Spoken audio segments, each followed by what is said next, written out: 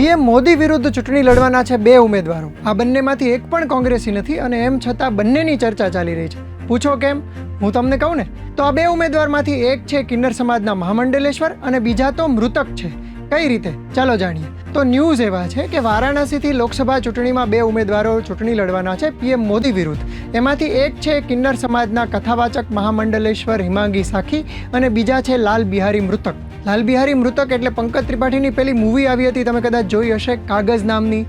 એ movie જેના પરથી બની છે એ વ્યક્તિનો એવો દાવો છે કે એમને મૃત ઘોષિત કરી દેવામાં આવ્યા ને એના કારણે એમને બહુ બધી તકલીફો પડી. તો આ વ્યક્તિ હવે ચૂંટણી લડવાનો નિર્ધાર કર્યો છે અને તેઓ પીએમ મોદી વિરુદ્ધ વારાણસીથી ચૂંટણી લડી રહ્યા છે. એ તો એમના નામની પાછળ જ મૃતક લગાવતા હોય છે. એટલે લાલ બિહારી મૃતકે એવું કહ્યું છે કે મને ખ્યાલ છે કે હું કદાચ ચૂંટણી હારી જ જઈશ, પરંતુ લોકોમાં જેમને મૃતક ઘોષિત કરી દેવાયા છે એવા લોકો પ્રત્યે જાગૃતિ આવે અને એ પ્રકારની ઘટનાઓ ન બને એ માટે જાગૃતિ આવે એ માટે હું ઉમેદવારી નોંધાવી રહ્યો છું. તો બીજા જે વ્યક્તિ છે એ દેશના પ્રથમ કિન્નર કથાવાચક મહામંડલેશ્વર હિમાંગી સાખી છે.